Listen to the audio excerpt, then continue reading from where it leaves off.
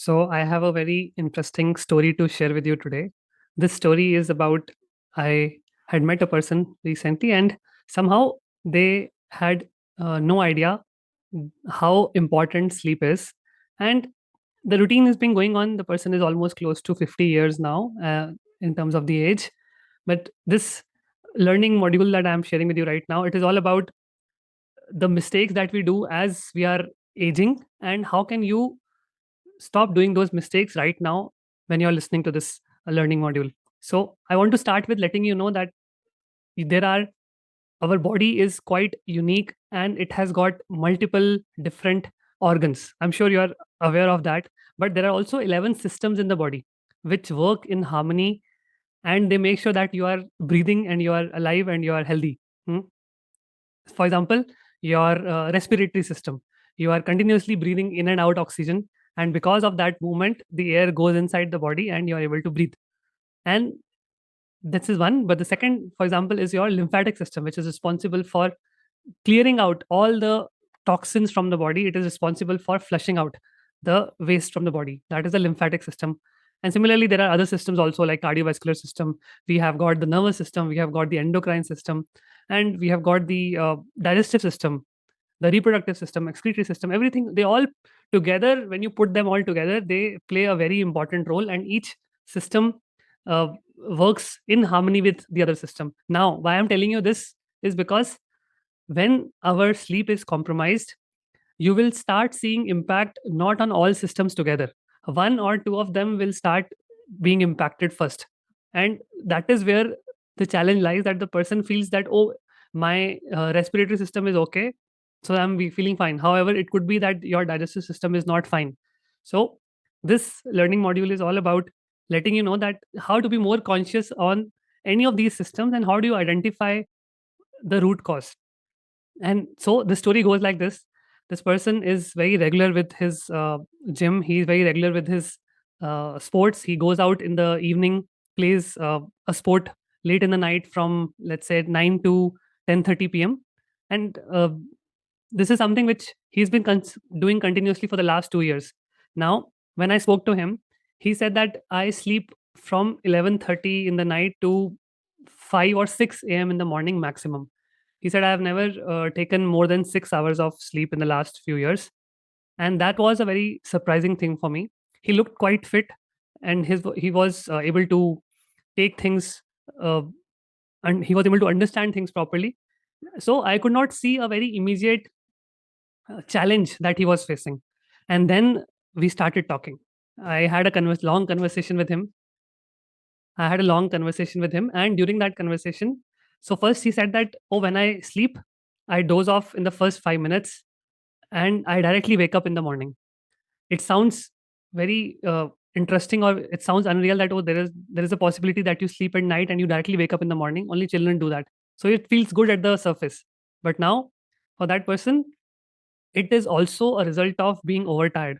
When you are playing a sport or when you are doing a very rigorous physical activity late in the night, that is where our cortisol level spikes up.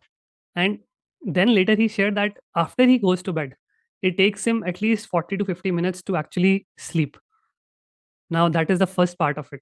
Everything looked okay. As I said, he was very healthy.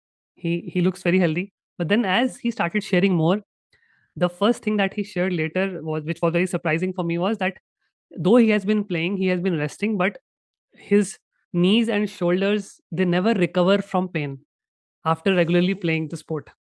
And that is where I want to take your attention to. So what happened in this case, his muscular system has been showing the impact.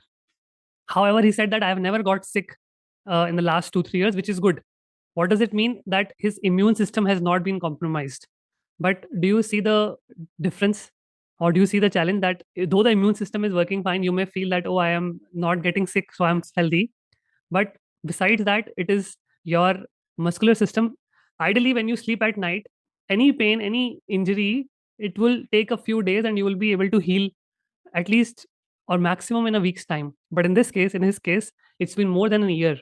So that is one sign where the muscular system is not repairing itself, and it should not be taken lightly. So in case you are playing a sport at night, or you are engaging yourself in a physical rigorous activity, or you're going to the gym in the night, this is not a good practice.